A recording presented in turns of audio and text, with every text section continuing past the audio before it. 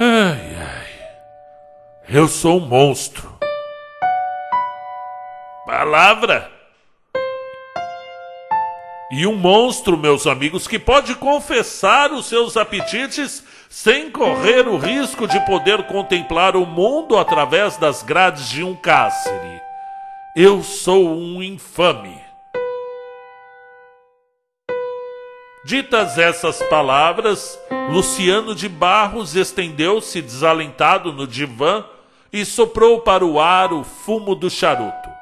Era depois de jantar e nós estávamos em casa de Lauriana de Araújo, uma das mais elegantes raparigas de uma vaga sociedade em falha, sustentada por um velho banqueiro de tavolagens e com grandes pretensões à mulher de espírito e à literatura. Os jantares eram sempre excelentes, o maître d'hôtel irrepreensível, os serviços lindos, e bem se podia notar naquele ambiente onde o velho banqueiro tinha o bom gosto de não aparecer, que Lauriana de Araújo sabia escolher com arte uma roda de homens citáveis. Havia nomes da academia, nomes da alta elegância, o creme das duas casas do parlamento e sempre as altas figuras em trânsito propagador.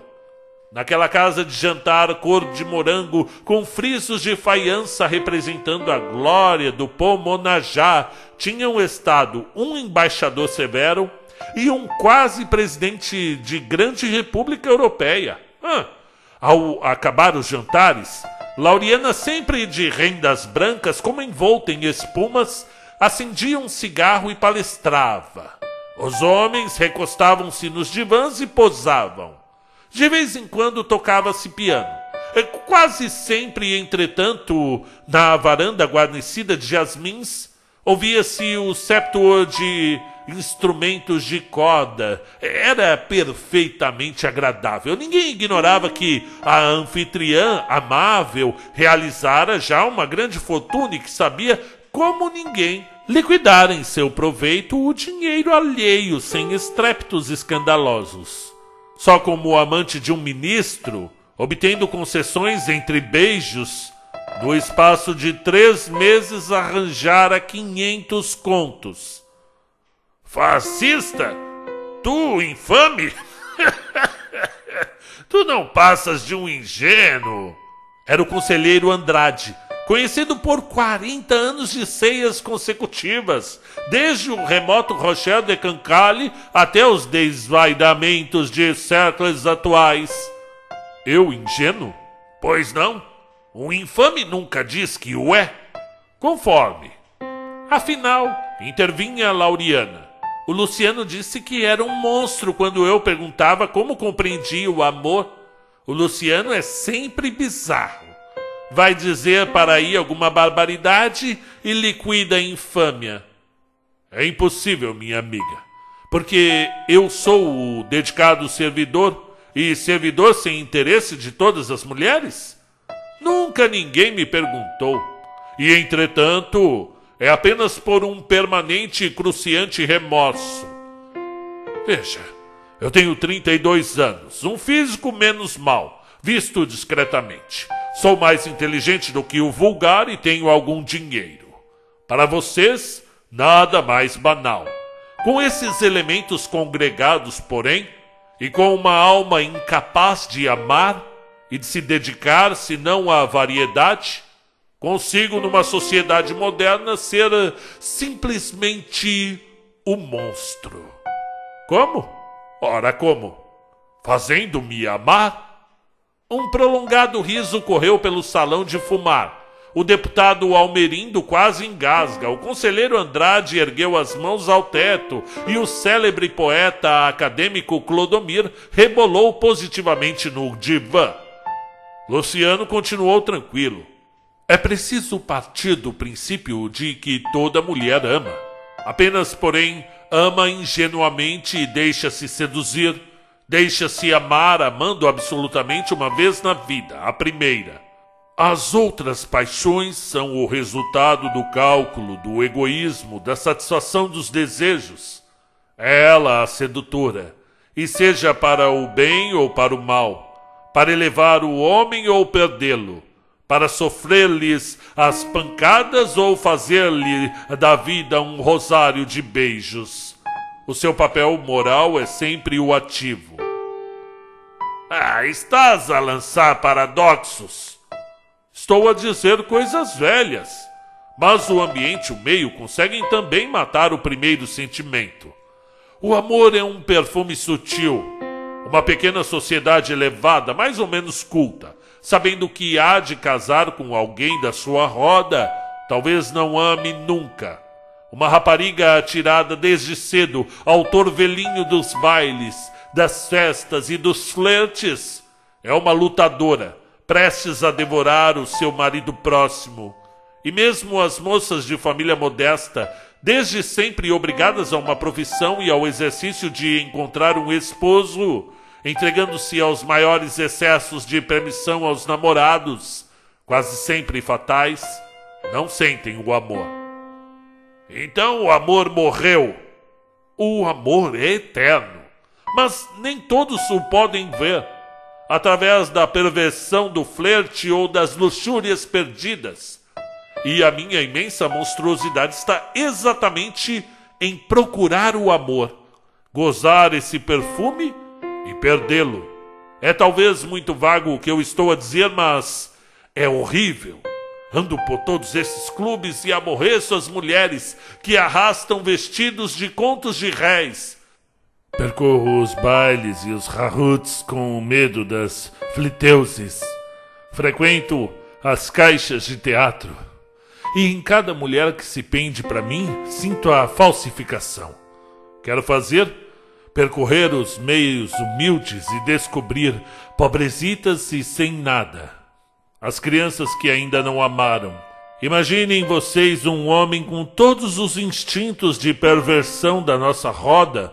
Como facilmente pode empolgar uma alma ingênua, seduzida apenas pelo exterior? Dizem que nas grandes cidades não há o tipo ingênuo, a inocência. A inocência é uma propriedade, uma qualidade que passa, mas existe em toda a parte. Nas classes mais pobres, nos meios mais miseráveis é que se encontra mais a flor da inocência, exposta ao vendaval e guardando o perfume por um prodígio. Desfolhar essa flor violentamente como um sátiro não é crime, é instinto. Gozá-la naturalmente sem intenção senão de a gozar é a natureza. Cercá-la, prendê-la, ir aos poucos aspirando-a, desfolhando pétala por pétala, com refinamento, intenção dupla, consciente e ferozmente, isso é monstruoso. E vocês não sabem, não podem imaginar a fúria de caçador que eu desenvolvo para as encontrar. Vocês não concebem o gozo meu ao prelibar a volúpia de um beijo de virgem, um beijo sugado na boca ainda não beijada. E eu vou, eu passo, eu cumprimento. No dia seguinte torno a passar, 3 dias depois mando-lhe uma recordação. Tudo é tão simples com os pobres. E dentro em pouco a criaturinha sente-se envolvida numa atmosfera de cuidados e delicadezas. A princípio é apenas a vaidade. Um homem tão bem vestido, tão distinto, tão fino, que podia ser amado por lindas mulheres da sua ordem. Depois o orgulho, a sensação de que é melhor do que as outras por ter sido a preferida. Orgulho que se perfuma de gratidão. Uma vaga, muito vaga sensibilidade. Em seguida, a alegria da intimidade de um ente que não ralha, que lhe reflete em admirações como um espelho simpático todas as pequenas belezas da sua beleza. Mas, ainda assim, não é amor. É brincadeira agradável, o namoro. O namoro que está para o flerte como a pureza de uma água pura para a falsificação de um vinho mau. Eu persisto então, continuo, prolongo a grande cena e de repente a criança sente o ciúme. Um doce e ingênuo ciúme que tem zelos até do inanimado. Anseia, treme e ri e chora sem saber por quê. toda ela possuída pelo perpétuo mal da vida. Então, eu sinto no íntimo uma alegria infernal. É o meu esporte, o meu exercício, o meu prazer de homem da cidade. As regras são infalíveis como para todos os jogos, e a vitória sorri-me. Tenho satisfeito o meu desejo? Não. Ao contrário. É o grande momento, o momento do iniciador, as carícias na mão, puxando essa mão que resiste instintivamente e treme, as carícias nos braços, os contatos fugazes que indicam tudo, um beijo nos cabelos, outro longo, guloso mordido na nuca, gozar as gradações do reconhecimento do gozo, a face que enrubesce, o calor da pele, os olhos que enlanguecem e de repente se dilatam como o reflexo de um clarão. As frases curtas de negativas é a fascinação inebriante. Toda a minha tática, entretanto, se faz em torno do que a inocência mais custa a dar: a boca. Eu tenho a nevrose das bocas. Há algumas muito vermelhas, há outras de um róseo pálido.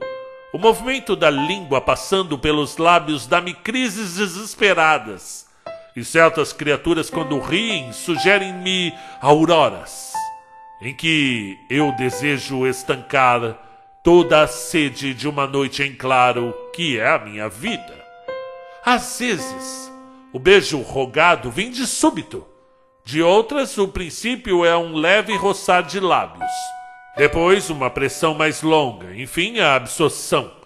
A loucura num ambiente em que mesmo de olhos abertos vejo, sinto, cheiro, ouço toda uma sinfonia rósea dos sentidos. Na roda, os cavaleiros pareciam um pouco nervosos e Lauriana batia o leque de sândalo. O conselheiro Andrade, o menos excitado, exclamou de olhos em alvo: "Caramba! É uma doença cerebral!" Luciano, de olhos cerrados, parecia em êxtase. E então o poeta indagou: "E que fazes depois?" "Que faço? Aí tens tu o meu horror. Eu fico com um grande dó da criança. Acaricio-o ainda mais. Envolvo-a na jura de um amor infinito, chorando a frieza do meu coração incapaz de amar uma só criatura mais de 6 meses. E é o mês dos sofrimentos, em que a vida se me faz dilema. Ou casas com essa rapariga para abandoná-la, ou, se a levas contigo sem o casamento, cometes o crime ainda maior de perder-lhe a honra. Então, no silêncio do quarto, pensando nela, vendo-a a todo um instante, soluço, choro, deploro-me, escorcho a alma com a violenta ideia de achar um pretexto para não perdê-la. O amor, porém, o amor verdadeiro é um breve perfume da virgindade. É senti-lo e é partir. Eu me debato, mas para que serve? Algumas desvairadas têm vindo até o desenlace e estão por aí. Outras eu perco de vista, aos poucos, porque mais adiante outras parecem-me ainda em botão. Não é muito bonito, mas nada tem de ofensivo. Achas? Há 40 anos, sem psicologias malsãs, serias apenas um bandoleiro. Agora, com essa mania de análises das próprias sensações, é que te julgas um monstro. Luciano de Barros deitou fora o charuto que se lhe apagara entre os dedos. Infelizmente, nós somos levianos, nós os homens, em torno desse grave e doloroso sentimento. Que sou eu? Um homem que borboleteia a sua perversão pelos botões entreabertos da vida. Até é bonito. E quem uma vez sentiu a delícia deliciosa de uma boca virgem que se entrega pela primeira vez, deve ter de mim inveja. Mas se eu me sinto infame? Ainda agora venho de um caso assim. Era uma pequena de 15 anos, alegre como um pássaro. Seu riso lembrava um chilreio e a sua boca cheirava rosa. 3 meses depois, sincera, nobre, pura, ela amava sem interesse, apesar de paupérrima, sem nunca ter recebido uma dádiva que não fosse inteiramente inútil.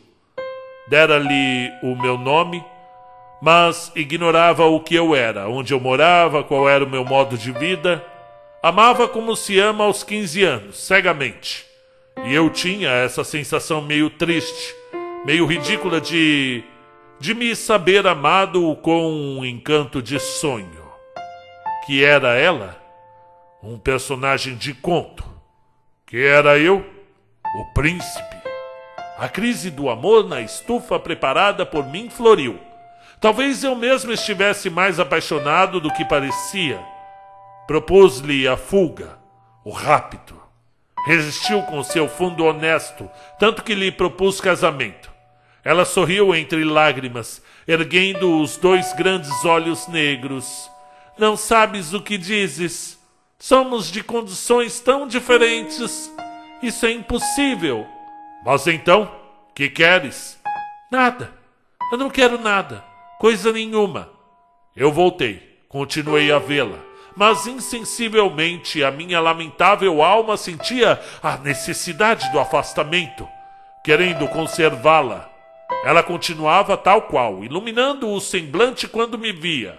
Certa vez disse-me: às vezes, quase não tenho coragem de voltar à casa, com medo de me matar. Vem comigo, então. Não? Já hoje chorei tanto. Eu gozava aquele martírio por minha causa, aquela inocência perturbada pela minha figura. Ai, há 15 dias não havia janela. Passei no outro dia e interroguei a vizinhança. Tinham-na levado os padrinhos por causa de umas crises de choro que a definhavam. E eu estou na agonia, a pensar nessa criatura pura e doce. Dom João, sossega. Hás de ver a pequena casada, como as outras. Ou perdida, sentenciou grave Lauriana. Luciano ergueu-se, consertando a gravata branca. Ou talvez morta, porque já tem acontecido. Então, a linda Lauriana sorriu com infinita tristeza. Mas não te julgues. Com esse exagero de análise e de pretensão, o único monstro, meu caro amigo.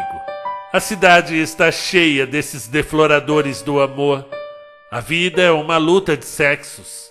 Há criaturinhas que morrem ceifadas em betão, depois de levemente aspiradas pelos intelectuais gastos como tu. E há outras, porém, que resistem e ficam como eu. Houve um prolongado silêncio. Ninguém rira. E só Luciano de Barros, muito pálido, diante de um grande espelho, parecia pasmo da própria fisionomia. Fora, o septor tocava uma valsa lenta entre os jasmins. Fim do conto.